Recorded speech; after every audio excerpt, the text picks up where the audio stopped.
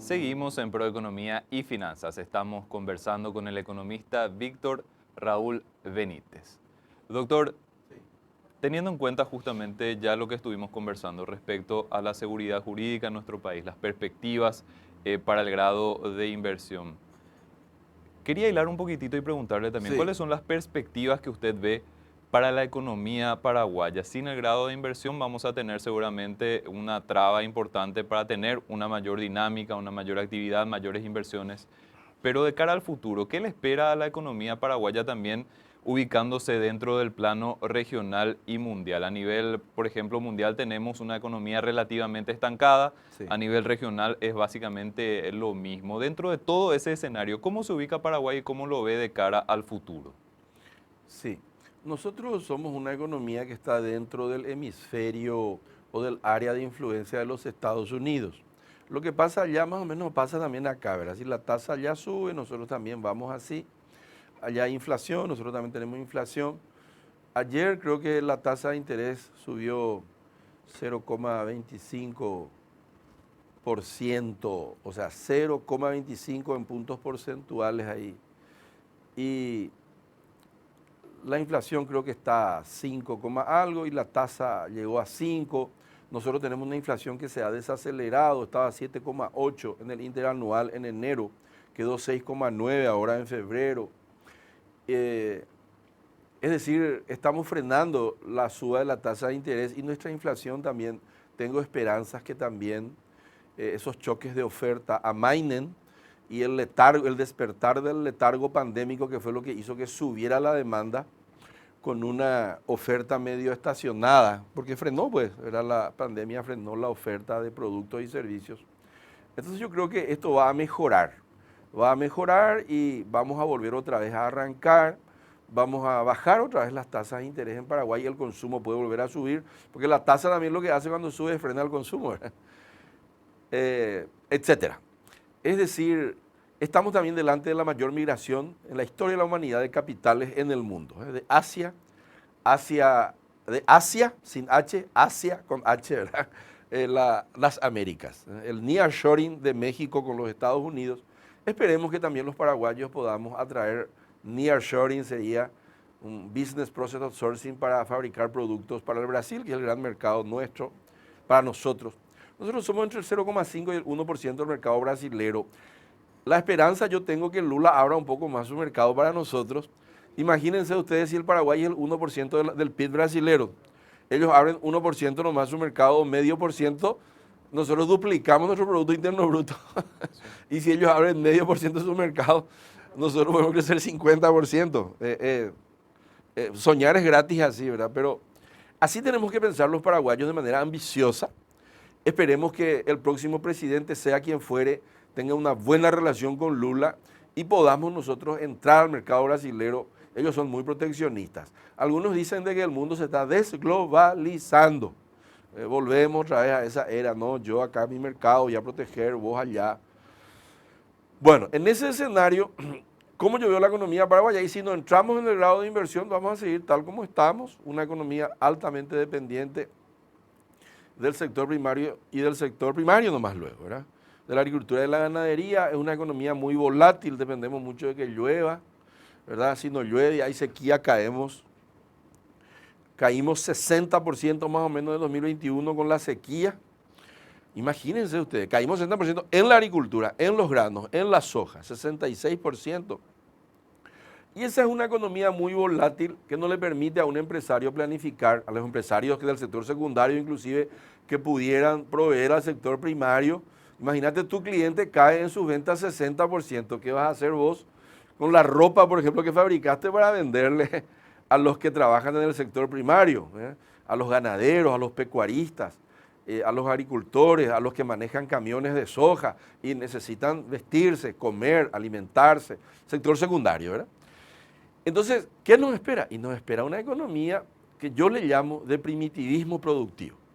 El primitivismo productivo se caracteriza por extraer riqueza única y exclusivamente de la tierra y no de la inteligencia humana, que ya es el sector de donde se está extrayendo riqueza hoy en el mundo, ¿verdad? Que es la economía del conocimiento que está embarcado aquí en este smartphone.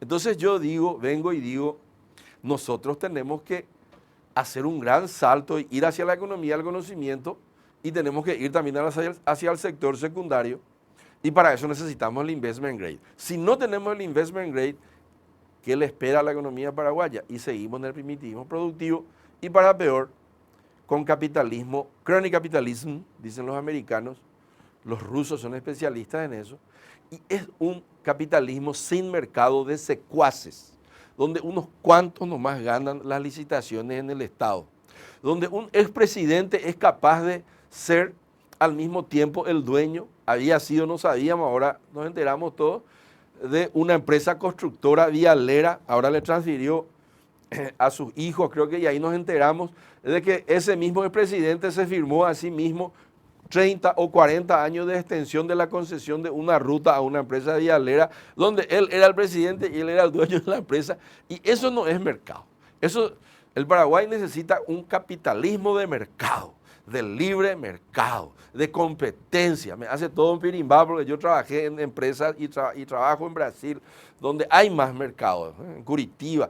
En Curitiba hay 18 proveedoras, 20 proveedoras de internet. Entonces vos podés elegir, acá tenés 4 o 5 nomás, son casi oligopolios. Y vos no podés elegir en precio, en calidad. El mercado todavía no llegó al Paraguay, ese es mi axioma.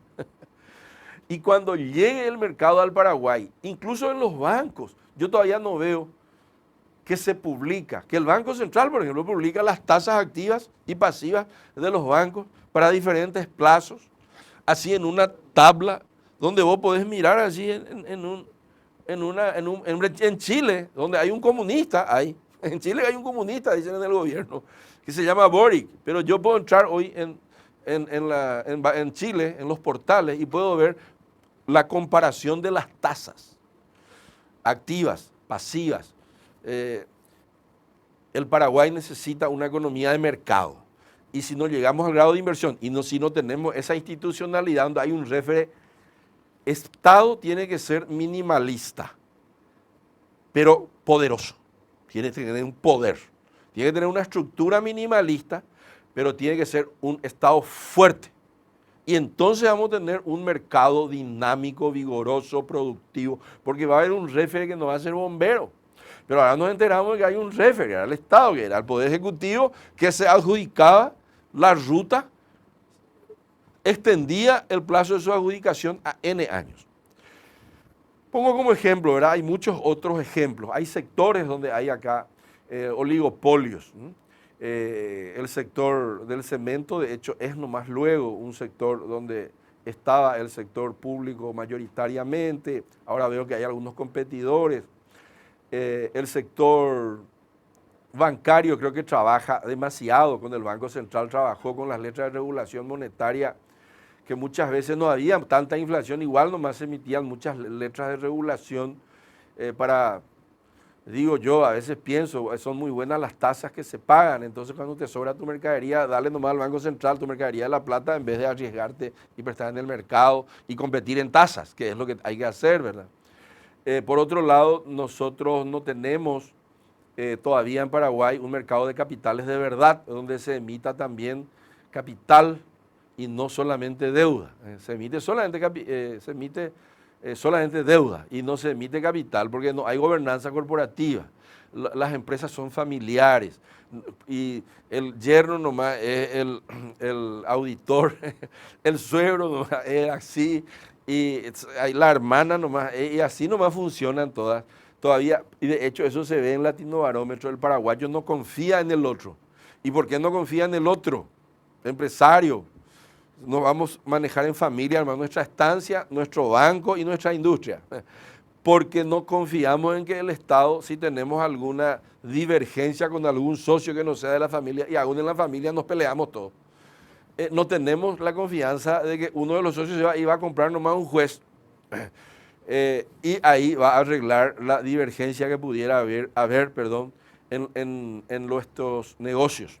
En Brasil, por ejemplo, ahora hay un mercado de cédulas de crédito bancario que si tú eres un empresario, yo soy un banco, tú necesitas dinero y acá hay un inversor, inclusive sin pasar por el mercado de capitales, El banco es el que presta el dinero del inversor a la empresa, porque hay gobernanza corporativa, y el banco emite una cédula de crédito bancario al inversor. Le dice, sí, no hay problemas, $1 millón, me das a mí, te doy una cédula, un papel, una inversión, y yo le entrego tus $1 millón a esta industria del sector real y te pago un 30%, más o menos está rindiendo eso, año. Y si este señor no te quiere pagar, yo tengo un departamento jurídico mucho más fuerte que vos como inversor individual y yo me voy a encargar de cobrarle a este si quiere quedar moroso o inadimplente, como dicen ellos.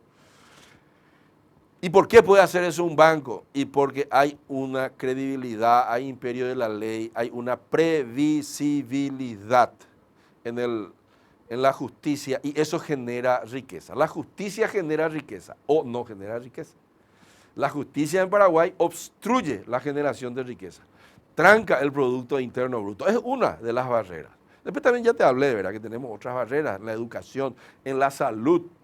Nosotros no tenemos cloacas. En Paraguay, 14% de los hogares nomás tienen cloaca. Y según el Banco Mundial, donde estuve haciendo algunas consultorías y compartiendo con ellos, los paraguayos nos morimos 10 años antes en promedio. Yo, entre ellos, espero no, que a mí no me agarre, ¿verdad? Por consumir agua contaminada.